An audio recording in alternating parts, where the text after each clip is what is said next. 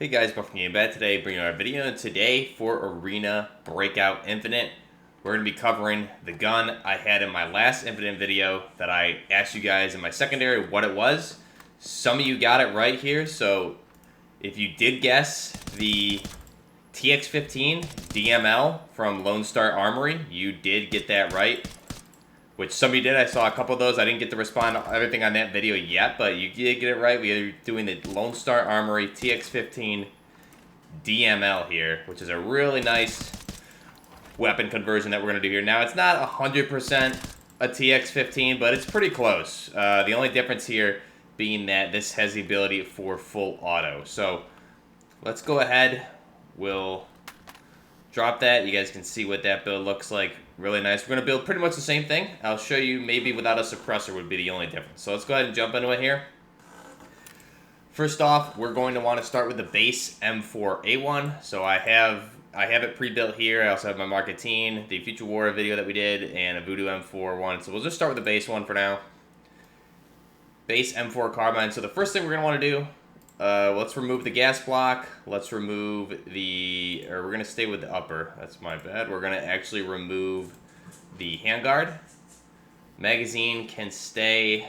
Now for the barrel length, we're going to want the long barrel. So in real life, the Star Armory, the LSA TX-15 DML Designated Marksman Light comes in an 18 or a 20-inch barrel. So we'll go ahead and do that. We'll go ahead and throw in a low-profile gas block there. Now, for the handguard, we're going to want the, I believe, take a look here. We have a couple different options. You have the fiber option, which pretty accurate, but not quite. So we're going to go take a look at the long option. Definitely not the one you want.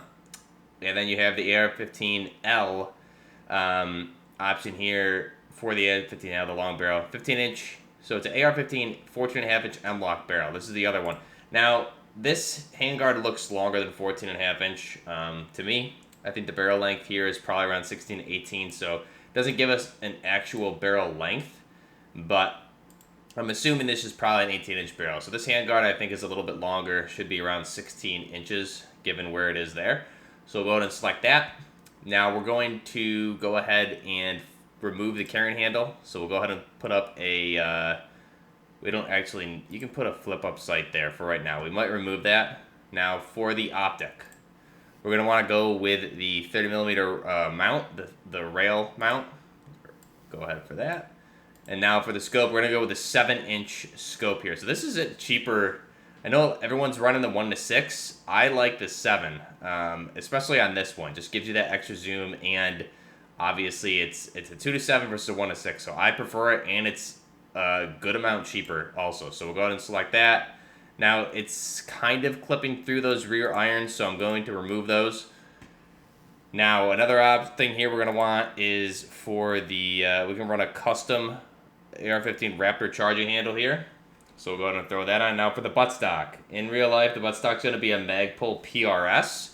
So our options that we have here, the right one is going to probably be this bad boy right here. So this is going to be the F8 Gen 3 precision stock. So this is pretty much a Magpul PRS precision rifle stock. So there it is. It's exactly that. Now there's also Magpul grips. So we can go ahead and run probably, I think there's really no wrong one here, but the industrial AR rear grip I think is a good one. So we'll go ahead and throw that on. That looks pretty accurate to the real build.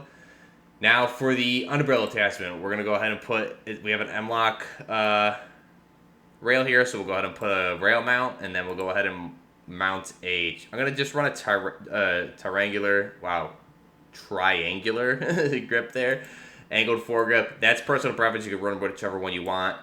Now for the muzzle device, we're going to go ahead and typically it comes with a brake, so you can see here you have a couple different options like flash suppressors. There's no actual brakes here for the most part, but you have different flash suppressors, and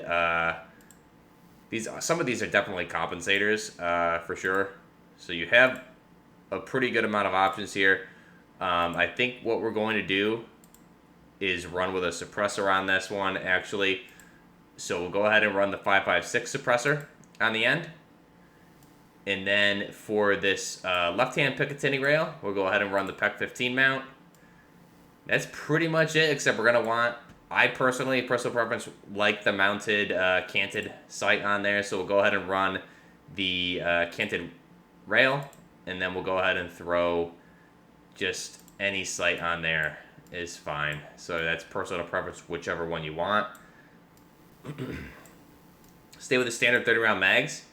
And that's our final design, TX15 DML from Lone Star Armory. So we'll look at this build, and then we'll look at it without a suppressor as well, and just see how beefy it sounds. So there it is. Go ahead and run that. 91,000 to complete that. I should have all the ammo that I want here. So we'll go ahead, unload that magazine. So I'm running all M995 here. So what we're going to do is, why don't we go ahead and start and try this. So that was a 3-shot. 2-shot it was. 2-shot. Try this long target to the body. So 2-shot with the M995. Let's try throwing on some heavier armor. Go ahead and throw level 6 helmet, and we do some level 6 chromatic armor. Try that. See how the M995 does. 4 shots, which is crazy. 5.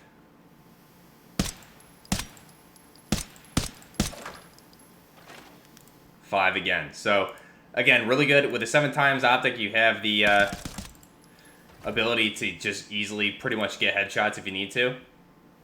All the way out to the distance here. My stamina is a little bit low, but again, just the ability to hit those headshots out there. Go ahead and reload. Again, with the M995, if we hit the helmet here, I'm curious what that's going to do. Not quite zeroed for the distance, but I think we got it that last time. So pretty good, and again, you have the ability for full auto here when you need it. Which Lone Star Armory one doesn't have full auto in real life, but here in game, it definitely helps to have that option. So let's go ahead and throw it out to 100 meters there. We are in semi, so let's see how we do.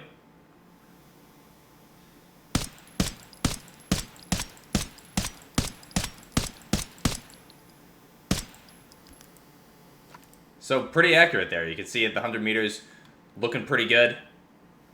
Very nice. So the TX15 DML, again, Lone Star Armory. It is a really nice looking weapon here. It is available in 18 or 20-inch barrel length. Typically comes with a 16-inch handguard on it as well. So you can see the weapon looks really nice.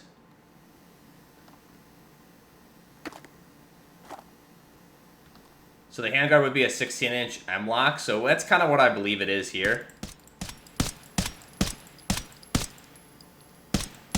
You can just see how accurate it is, and then if we go full auto, going to be all over the place there, but still looking pretty good. Now let's go ahead and just check it out with, let's build the same one without a suppressor. So we'll go to the gun bench, go to the M4s. We'll go into the TX15. I'll build this one slightly different. So we'll go ahead and actually let's just do the voodoo so you guys can see how that is. We'll keep the cannon mount, and for the muzzle device here, we are going to go with, let's see, we'll remove that. I have the thread there, so we'll go with just a flash suppressor.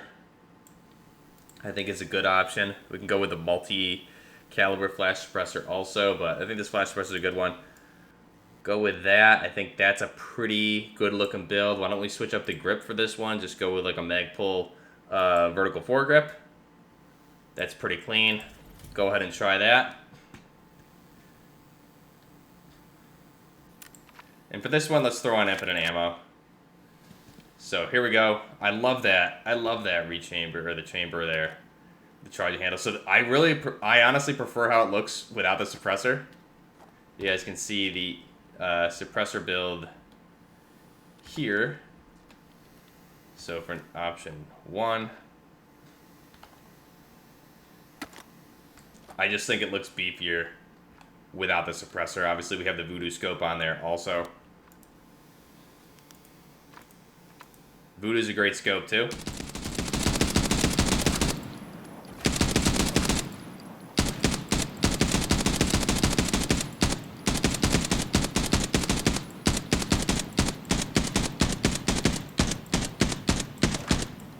Wow, that last guy just 8 rounds for sure. I think now that we're defaulted back to full ammo, I believe we are, yeah. So M855, so pretty decent mid tier. But the Voodoo, really good optic.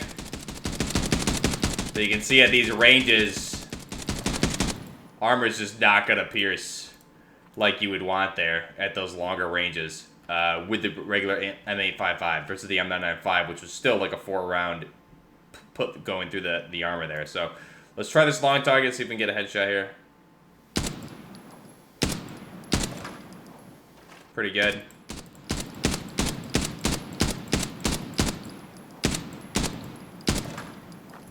Not bad. And again, just the ability to go full auto is very nice. And the Voodoo's not too bad in full auto. Weapons, they typically bounce vertical and then they level out here. So you can see it's still pretty easy to control in full auto.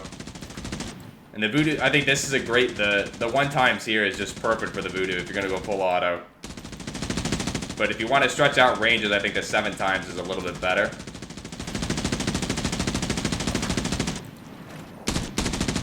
So pretty beefy.